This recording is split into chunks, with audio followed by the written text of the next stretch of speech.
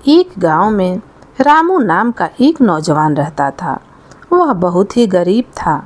उसका कोई परिवार नहीं था। वह अनाथ था। उसके पास संपत्ति के नाम पर केवल एक घर और एक गाय थी।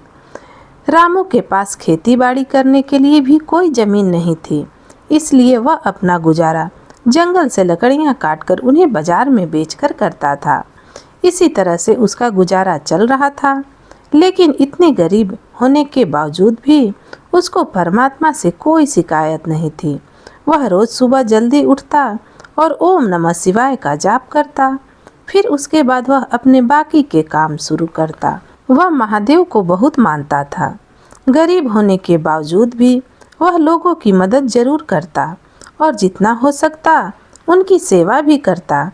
वह रोज सुबह उठकर जंगल में लकड़ियां काटने के लिए चला जाता और जो भी पैसे उन लकड़ियों के काटने से मिलते उनसे वह अपने घर का राशन ले आता। एक दिन वह लकड़ियां काटने गया। उस दिन उसका काम जल्दी खत्म हो गया। वो लकड़ियों को बेचने के लिए बाजार की तरफ चल दिया। लेकिन उस दिन गर्मी बहुत ज़्यादा थी, इसलिए उसका गला सूखने लगा। उसने आसपास देखा, लेकिन उसे कोई नदी या तालाब नहीं दिखाई दिया जहां वह अपनी प्यास बुझा सके। थोड़ी दूर चलने के बाद उसको एक झोपड़ी नजर आई। वह उस झोपड़ी को देखकर बहुत हैरान हुआ।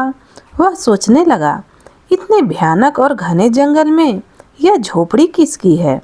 फिर उसने सोचा कि शायद मुझे यहाँ से पीने के लिए पानी मिल जाए। यह सोचकर वह झोपड़ी के पास गया।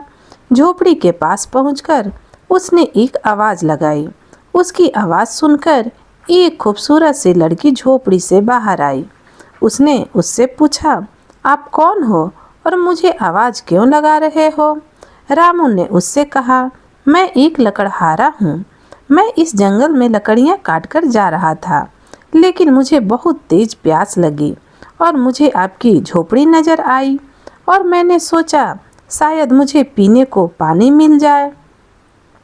लड़की ने उससे कहा, आप रुको, मैं अभी आपके लिए पानी लेकर आती हूँ। यह कहकर वह लड़की अंदर गई और उसके लिए पानी लेकर आई। रामू ने पानी पिया, जिससे उसकी प्यास बुझ गई। फिर उसने लड़की से पूछा, आप कौन हो और इस खतरनाक जंगल में क्यों रहती हो? लड़की ने कहा, मेरा नाम कविता है। मैं इस जंगल में अकेली रहती हूँ। पहले मेरे दादाजी मेरे साथ रहते थे, लेकिन कुछ दिनों पहले उनकी मृत्यु हो गई है। रामू ने उसकी बातें सुनकर कहा, और तुम्हारे माता पिता कहाँ हैं? कविता ने कहा, जब मैं छोटी थी तभी मेरे माता पिता की मृत्यु हो गई थी। तब से मैं अपने दादाजी के साथ ही रहती हूँ, मगर अब वो भी मुझे छोड़ गए। रामू ने उसकी बात सुनकर कहा, तुम्हें अकेले इस जंगल में डर नहीं लगता? कविता ने कहा, नहीं, मुझे डर नहीं लगता। मुझे अब इस जंगल की आदत हो गई है। यहाँ रहते हुए मेरा आधा जीवन तो कट गया है, बाकी बचा हुआ भी कट जाएगा। अब देखने लायक रह ही क्या गया है। माँ बाप बचपन में चले गए, अब दादाजी भी चले गए। रामू ने उसकी बात सुनकर कहा, मेरा जीवन भी तुम्हारे जैसा है। मेरा भी इस दुनिया में कोई नहीं है। मैं खुद गांव में अकेला रहता हूँ और लकड़ियाँ काटकर उन्हें बेचकर अपना गुजारा करता हूँ। कविता ने रामू की बातें सुनकर कहा, मेरे पास केवल मेरे दादाजी ही थे। दादाजी को हमेशा मेरी शादी की चिंता सताती रहती थी। वह हमेशा यही सोचते रहते थे कि मेरे जाने के बाद तुम्हारा क्या होगा, जिसके कारण उन्होंने एक दो जगह मेरी शादी की बात भी की, लेकिन मेरी एक आंख ना होने के कारण कोई भी मुझसे शादी करने के लिए तैयार नहीं हुआ। इसी दुख के कारण दादाजी यह दुनिया छोड़कर चले गए। कविता की बात सुनकर रामू के मन में एक ख्याल आया। उसने कहा कि मैं तुमसे एक बात करना चाहता हूँ, लेकिन वह बात करते हुए मुझे बहुत डर लग रहा है। कविता ने उसकी बात सुनकर कहा, ऐसी क्या बात है जो तुम इतना सोच रहे हो? तुम जो कुछ भी कहना चाहते हो साफ साफ बोलो। रामू ने हिम्मत करके कहा, क्या तुम मुझसे शादी करोगी? कविता ने एकदम से चौंक कर पूछा, यह तुम क्या कह रहे हो? तब रामू बोला, तुम मुझे मना भी कर सकती हो। मैं सोच रहा था कि मेरा इस दुनिया में कोई नहीं है और तुम्हारा भी कोई नहीं है। हम दोनों ही इस दुनिया में अकेले हैं। परमात्मा के सिवा हम दोनों का कोई नहीं है। हम दोनों साथ रहकर एक दूसरे के दुख को बांट सकते हैं। हम एक दूसरे का सहारा बन सकते हैं। कविता ने उसकी बात सुनकर कहा, लेकिन तुम मुझसे ही शादी क्यों करना चाहते हो? मेरी तो एक आँख भी नहीं है और दूसरी आँख से भी मुझे कम दिखाई देता है।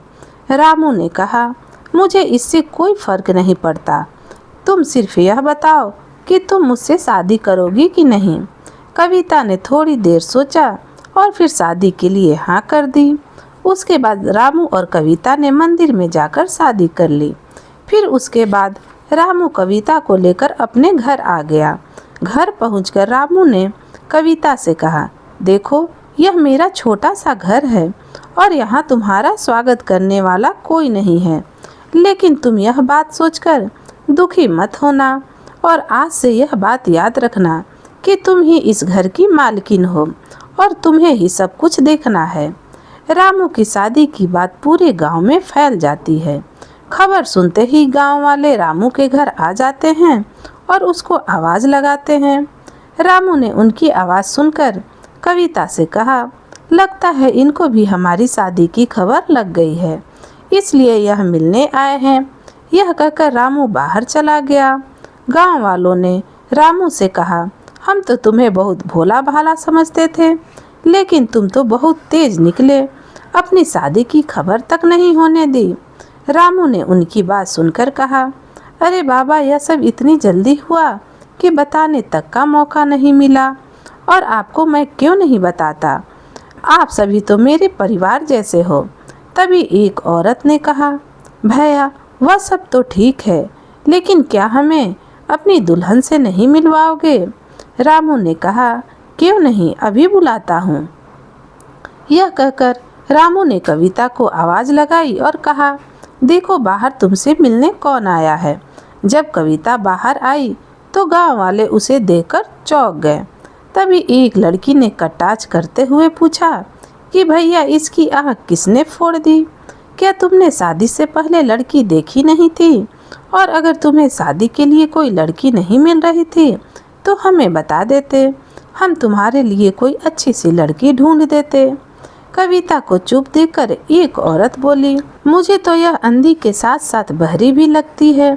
अपनी इतनी बुराई सुनने के बाद भी वह चुपचाप खड़ी रही।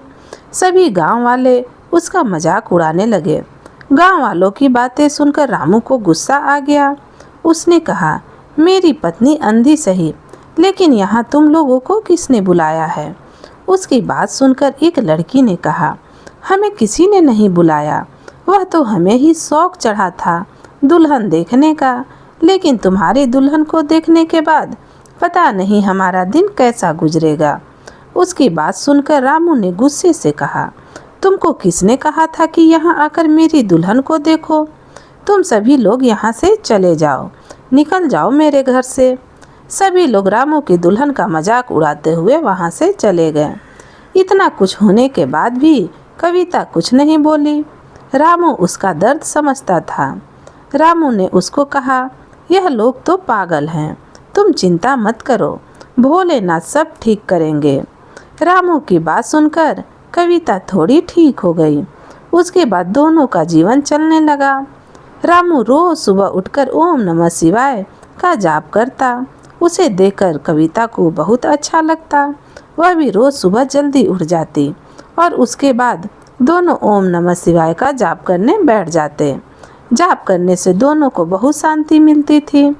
इस तरह उनका जीवन चलने लगा। एक दिन कविता ने रामू से कहा, तुम तैयार हो जाओ, तब तक मैं नदी से पानी लेकर आती हूँ। यह कहकर कविता पानी लेने चली गई। जब वह नदी पर पहुँची तो नदी पर गांव की कुछ औरतें खड़ी हुई थीं, जो कविता को देखकर उसका मजाक उड़ाने लगी और कहने लगी, आज इसको ऐसा सबक सिखाएंगे कि अगली बार यह पानी लेने के बारे में सोचेगी भी नहीं। फिर सभी औरतें आपस में मिलकर उसके अंधेपन का मजाक उड़ाने लगी, लेकिन कविता ने उसकी बातों का कोई जवाब नहीं दिया और चुपचाप खड़ी उनकी बातें सुनती रही। फिर जब बहुत देर हो गई तो उन औरतों ने कविता को पानी तक नहीं भरने दिया। वह चुपचाप घर वापस चली गई। जब वह घर पहुंची तो रामू ने उसके खाली मटके को देखकर पूछा, तुम तो पानी भरने गई थी, फिर तुम्हारा मटका बिल्कुल खाली क्यों है? तुम पानी भरकर क्यों नहीं लाई? कविता कुछ बोले बिना घर के अंदर चली गई। रामू भी उसके पीछे पीछे घर के अंदर आ गया। फिर उसने कविता से पूछा, क्या हुआ? तब कविता ने कहा, जब मैं नदी पर पानी भरने गई तो गांव की औरतों ने वहां भी मेरा मजाक उड़ाया। उसकी बात सुनकर उसके पति को गुस्सा आ गया। वह उनसे लड़ने के लिए जाने लगा, लेकिन कविता ने उसे जाने से रोक दिया।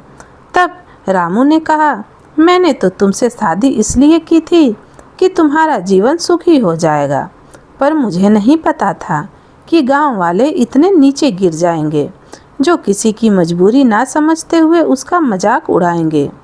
कविता ने उसकी बात सुनकर कहा, तुम क्यों परेशान होते हो? इसमें तुम्हारी क्या गलती है? गलती तो मेरे पिछले जन्म के कर्मों की है जो मुझे यह सब कुछ भोगना पड़ रहा है। रामू ने उसकी बात सुनकर कहा, तुम परेशान मत हो, भोलेनाथ सब ठीक करेंगे। उसके बाद रामू ने कुछ सोचा और फिर कविता से कहा, अब हम इस गांव में नहीं रहेंगे, हम इस गांव को छोड़ देंगे और शहर में जाकर रहेंगे। वहां मुझे कोई ना कोई काम तो मिल ही जाएगा। कविता ने उसकी बात सुनकर कहा, फिर यहाँ हमारे घर बार का क्या होगा और हमारी गाय का ख्याल कौन रखेगा? रामू ने कहा, तुम उसकी चिंता मत करो, पास वाले गांव में मेरा एक दोस्त है जो अपनी गाय को ले जाएगा। अब तुम ज़्यादा मत सोचो, अपने पास जो थोड़ा बहुत सामान है उसको साथ ले लो, फिर हम यहाँ से चलते हैं। हम आज रात को ही यहाँ से चलेंगे। रात के समय में रामू और कविता सिर पर पोटली रखकर गांव से बाहर जाने लगे। तभी अचानक से उन्हें सामने से एक महात्मा जी बैठे हुए नजर आए। महात्मा के चेहरे पर बहुत तेज था। रामू और कविता ने उन्हें देखकर उनके चरणों में माथा टेका और उनके सामने हाथ जोड़कर बैठ गए। रामू ने पूछा, गुरुजी आप कौन हैं और इस भयानक जंगल में क्या कर रहे हैं? महात्मा ने उनकी बात का कोई जवाब नहीं दिया और उनसे पूछा, तुम दोनों इतनी रात में कहाँ जा रहे हो? तब रामू ने महात्मा जी को वो सारी बातें बताई। रामू की बात सुनकर महात्मा ने कहा, तुम अपने महादेव पर विश्वास रखो और एक दिन यहाँ मेरे पास रहो, महादेव सब ठीक करेंगे।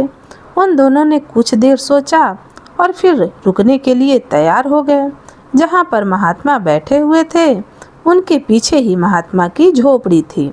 महात्मा ने उन दोनों को वहाँ सोने के लिए कहा। जब दोनों ने पूछा कि महात्मा जी आप कहाँ सोओगे, महात्मा जी ने जवाब दिया, तुम मेरी चिंता मत करो, तुम अंदर जाकर सो जाओ और सुबह नित्यनेम करने के बाद मेरे पास आना। महात्मा का आदेश मानकर दोनों अंदर सोने के लिए चले गए। सुबह 3 बजे दोनों उठे और महादेव का नाम जपने लगे। अपना नित्यनेम पूरा करने के बाद दोनों महात्मा के पास बाहर आए। महात्मा बैठे उनका इंतजार कर रहे थे। दोनों ने महात्मा को प्रणाम किया। महात्मा ने कविता से कहा कि बेटा सामने जो नदी है तुम भोलेनाथ का नाम लेकर उसमें स्नान करके आओ। कविता महात्मा की बात मानकर नदी के पास चली गई और नाम जपते हुए नदी में उतर गई। जब उस पानी में डुबकी लगाई और उसके बाद बाहर आई, वह जोर जोर से रामू को आवाज़ देने लगी।